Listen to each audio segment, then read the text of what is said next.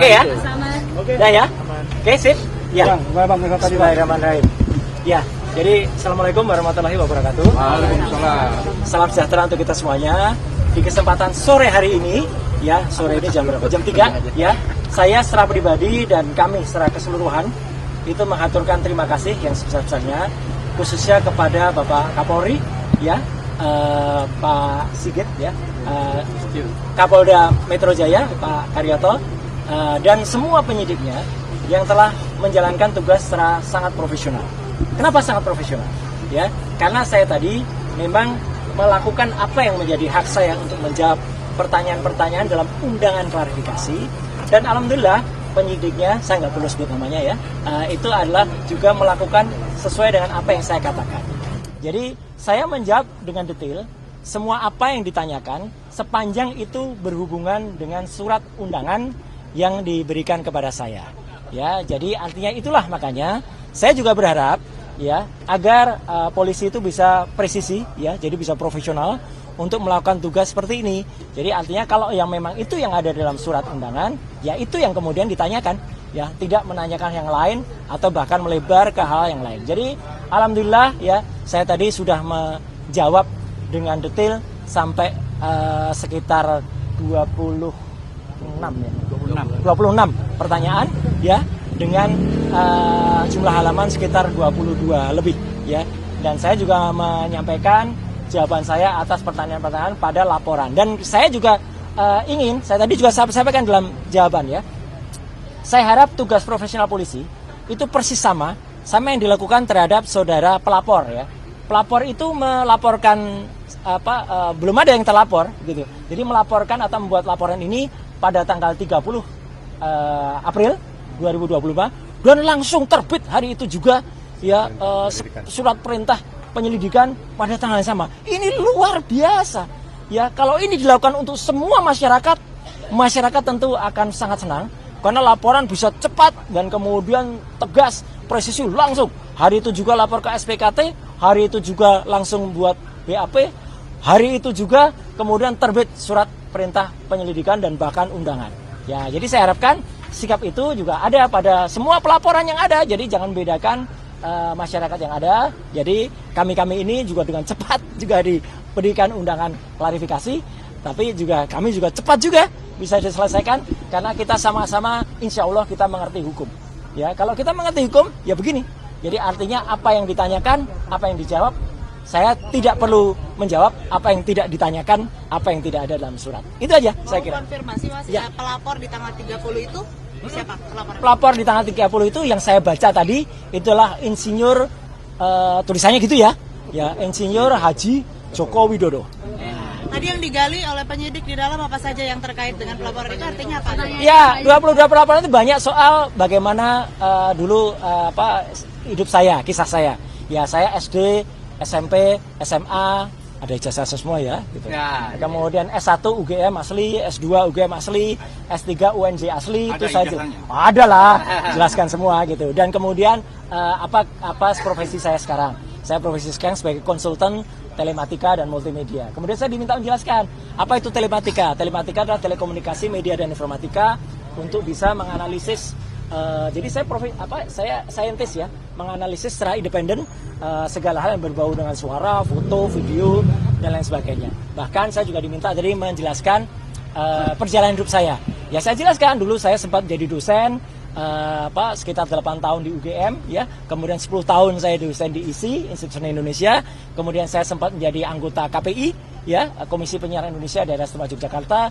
Saya sempat juga masuk sebagai anggota DPR Komisi 1, komisi yang menangani undang-undang ITE, undang-undang keterbukaan informasi publik dan lain sebagainya. Dan kemudian saya sempat membantu Presiden SBY menjadi Menteri Pemuda dan Olahraga di tahun 2013, tahun 2013-2014, dan saya kembali menjadi anggota DPR lagi sampai dengan tahun 2019. Dan sekarang saya sebagai konsultan independen. Jadi selaku konsultan independen, saya independen.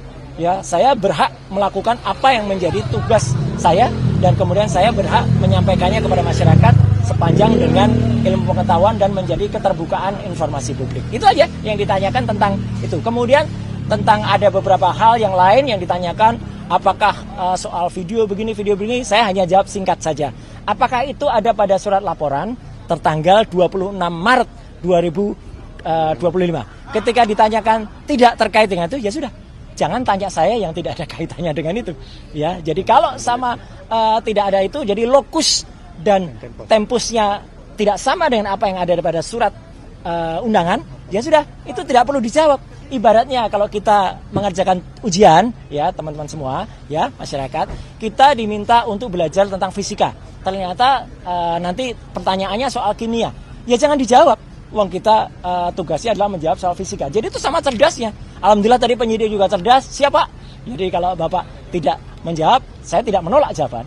Tapi saya keberatan untuk jawab, ya sudah. Artinya clear semuanya. Kemudian itu ada poin-poin sehingga saya juga tidak menyiksa teman-teman untuk harus menunggu sampai tengah malam.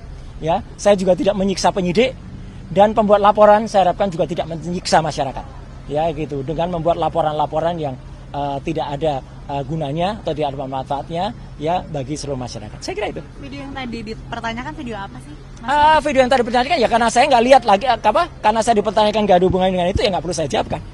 Itu. Ada pertanyaan lain mungkin yang substansi yang terkait Nggak dengan ada, materi? nggak ada karena video itu. Karena yang terkait dengan surat laporan itu ini harus jelas ya teman-teman.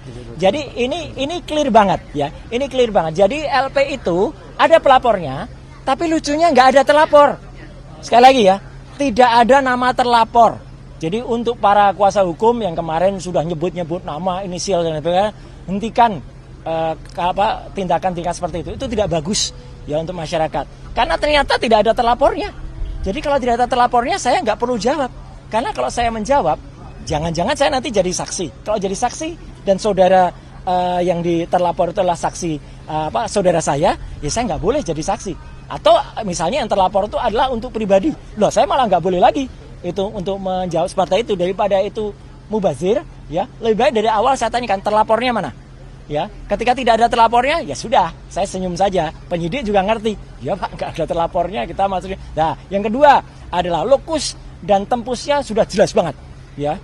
Terjadi di Jakarta Selatan nggak ada Rabunya, tapi tanggal 26 Maret 2025. Udah, sepanjang tidak ada pertanyaan soal itu, ya nggak perlu kita jawab, ya. Karena itu pertanyaannya menyangkut soal itu. Kemudian yang paling penting lagi, saya juga mempertanyakan, ini kan ada pasal. Ya, di samping pasal 311, 310, 27 ayat A, ada juga pasal yang mau dimasukkan ke dalamnya ya, pasal yang diselundupkan. Saya nggak tahu menyelundupkan siapa. Ya gitu. Itu pasal 32 dan 35 Undang-Undang ITE. Kebetulan dulu saya ikut merancang Undang-Undang ITE bersama teman-teman yang lain. Pasal itu tujuannya, sekali lagi saya ulangi, adalah untuk transaksi elektronik supaya Indonesia itu diselamatkan dari perdagangan internasional dan kita bisa ikut. Bukan pasal untuk mempidanakan orang. Jahat sekali kalau ada orang menggunakan pasal itu untuk mempidanakan seseorang. Kayak dulu kasus Mbak Prita Mulyansari. Jahat sekali. Ya Omni Batavia waktu itu mempidanakan Mbak Prita gitu loh. Sama dengan ini. Karena pasal itu ancamannya sangat tinggi. Dan pasal itu misalnya, saya kasih contoh. Ada orang ya mentransfer 1 juta. Kemudian dalam bukti transfernya saya ubah jadi 10 juta.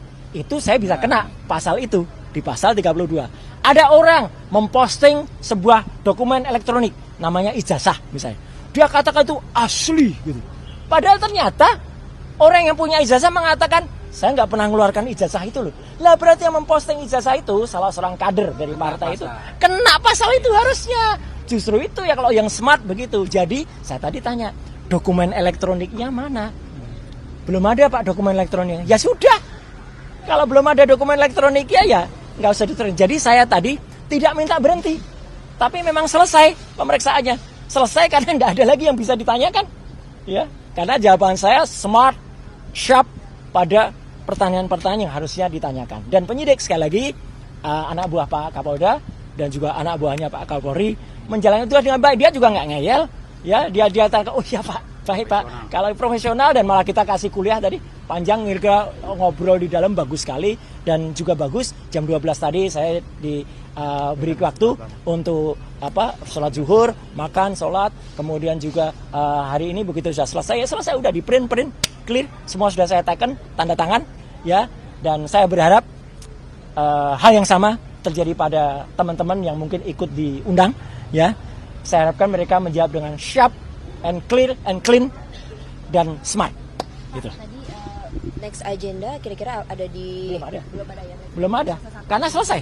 Karena pemeriksaan saya selesai. Saya tidak minta berhenti atau dihentikan, tidak. Ya, Anda tahu teman-teman, saya alhamdulillah sehat walafiat, ya gitu jasmani. Meskipun rohani saya tadi juga bilang di dalam. Saya rohani agak lihat ini apa ini pasal kok banyak sekali kayak gini. Ya, gitu. Jadi kita juga berhak menanyakan loh. Jadi teman-teman, kalau diundang itu jangan seperti tiba-tiba kita dituduh sesuatu yang nggak jelas pasalnya. Pasalnya kita pertanyakan. Kebetulan pasal-pasal itu saya ikut membuat dulu. Saya jelaskan ini loh maksudnya begini. Di naskah akademiknya ini loh.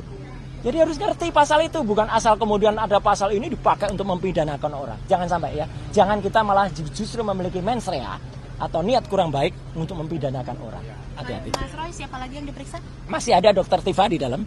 Dan moga-moga Dokter Tifa juga sama. Moga-moga bisa smart dan real dan menjawab.